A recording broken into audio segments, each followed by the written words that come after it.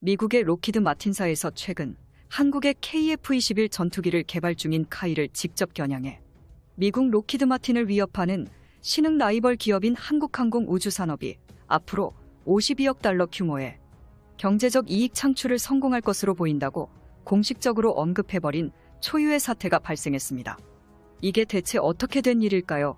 최근 일본에서 미국의 록히드 마틴이 납품 중인 F-35 전투기의 함재기 버전 F-35B의 엔진 보강 작업에 들어가는 가변형 노즐이 치명적인 문제를 일으켜 일본 해자대의 방위 계획 개량안이 무기한 연기에 들어간 게 새롭게 밝혀졌습니다.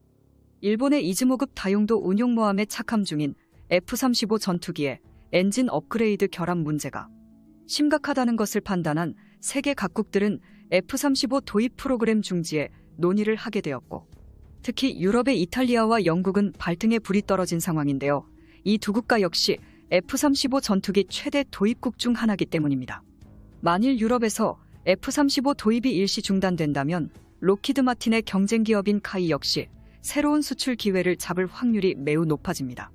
반면 같은 시각 폴란드 공군 측이 KF-21 전투기를 도입안에 선정한다면 한국항공우주산업이 록히드 마틴과 동등하게 유럽 지역에서 전투기 해외 수출을 성공하게 되는 초유의 사태가 벌어지게 되는데요. 만약 폴란드 수출에 성공한다면 기존의 KF-21 전투기의 성능을 검토하고 있던 영국 공군의 차기 도입 유력 대상으로 KF-21 전투기가 유럽에서 또 한 번 주목될 가능성이 큽니다. 영국에 이어서 스페인 역시 KF-21 전투기 도입을 처음으로 검토하기 시작했죠.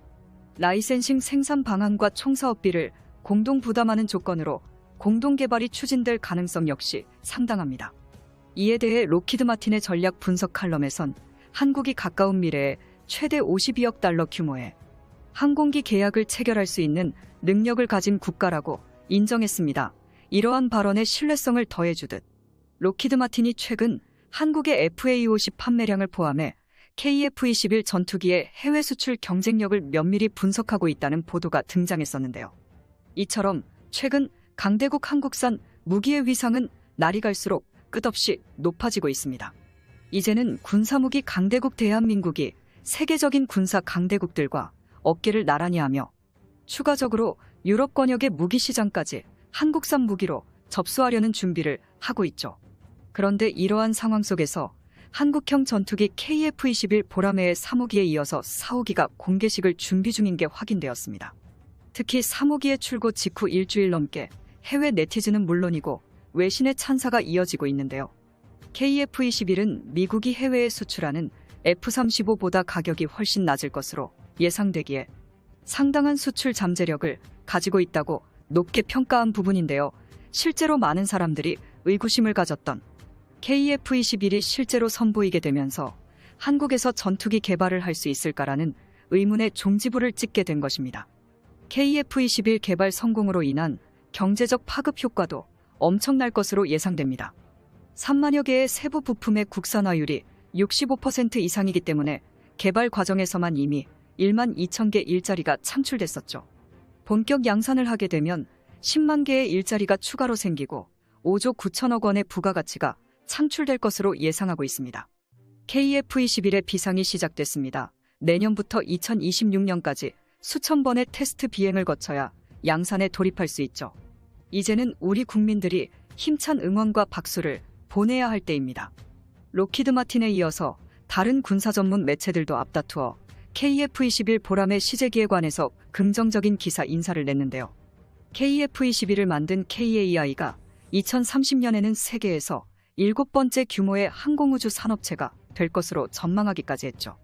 외신들이 KF-21을 이토록 환호하는 이유가 있습니다. 첨단 기술의 집약체인 전투기 개발은 진입 장벽이 보통 높은 게 아닙니다. 수십 년간 축적된 기술은 절대 외부에 공개하지 않을 뿐더러 선발 주자들이 막대한 개발비를 매출로 회수한 후부터는 가격까지 합리적인 전투기를 양산하기 때문입니다. 애초에 개발 자체도 천문학적인 액수의 돈이 드는데 개발하고 나서는 가격 경쟁력과 영업력까지 갖춰야 하니 일반적인 국가들은 뛰어들 엄두도 내지 못하는 것이죠. 이 때문에 한국이 20년 전 자체 전투기를 개발하겠다고 선언했을 때 대부분의 국가나 군사 전문가들은 코웃음을 쳤습니다. 겨우 훈련기나 경공격기를 만들기 시작한 걸음마 수준의 기술력과 자본으로 뭘 할 게 있겠냐는 것이었죠. 성능이 검증된 전투기를 구입하는 게 합리적이라는 의견이 지배적이었습니다. 이처럼 부정적인 평가가 가득한 상황인데도 한국 공군은 전투기 개발 의지를 굽히지 않았습니다. 미국의 로키드 마틴사에 F-35A 40대를 7조 4천억 원에 사오는 대신 전투기 개발에 필요한 4대 핵심 기술을 넘겨받기로 약속까지 받았습니다. 그런데 F-35A를 수출할 때는 뭐든지 해줄 것 같았던 로키드 마틴사의 태도가 바뀌기 시작합니다.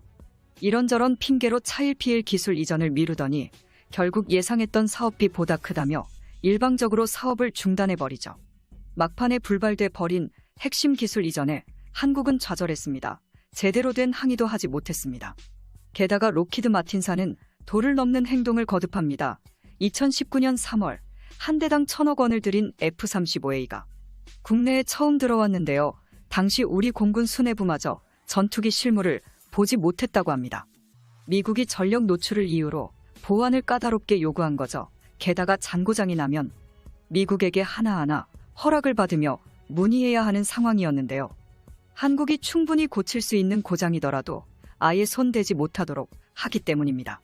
전투기의 총 사업비 중 전투기를 구매하는 금액은 전체의 30%에 불과합니다. 천문학적인 금액의 전투기는 한 번 구입하면 30에서 40년을 기본으로 사용하는데 전투기 구매 비용의 몇 배가 넘어가는 돈이 유지보수에 사용되는 거죠. 이런 상황을 들으면 구매한 사람이 갑이 아닌가 싶으실 텐데요. 실상은 그 반대입니다. 수리비나 성량 개선 비용 같은 유지보수비는 미국이 부르는 대로 내줘야 했고 미국 입맛에 맞지 않는 상황이 조금만 발생해도 고장난 전투기는 수리를 보내놓으면 6개월째 감감무소식이기도 했습니다. 이처럼 로키드 마틴사의 갑질은 수년째 계속되었습니다. 수많은 문제를 해결하기 위해 한국 정부는 자체 전투기를 개발하기로 결단을 내립니다. 개발까지는 물론 엄청난 비용이 들어가지만 향후 몇십 년 후를 생각하면 마냥 손 놓고 있을 수만은 없었습니다. 실제로 한국이 개발한 TOC 훈련기를 공군이 사용하면서 과거에 겪었던 부당한 일들이 사라지다시피 했습니다. 수리만 몇 개월 기다리며 아쉬운 소리를 해야 했던 과거와 달리 KAI에 전화하면 며칠이면 해결되기 때문이죠. 이런 상황을 몇십 년간 겪은 공군의 자체 전투기 개발 의지는 누구도 꺾을 수 없었습니다. KF-21 보라매가 양산되어 보급 가능한 시점이 되면 전투기 때문에 로키드 마틴사의 수모를 당하거나 미국에게 아쉬운 소리를 해야 할 필요가 없어질지도 모릅니다. 설마 한국이 전투기 개발을 할 수 있겠어라는 생각으로 한국을 무시하고 깔봤던 로키드 마틴사가 요즘 바짝 긴장해 있는 이유입니다. 오늘 영상 여기서 마치겠습니다. 시청자님들의 구독과 알림 설정 진심으로 감사드립니다. 여기까지 대고구려 제국이었습니다. 땡큐 포 와칭.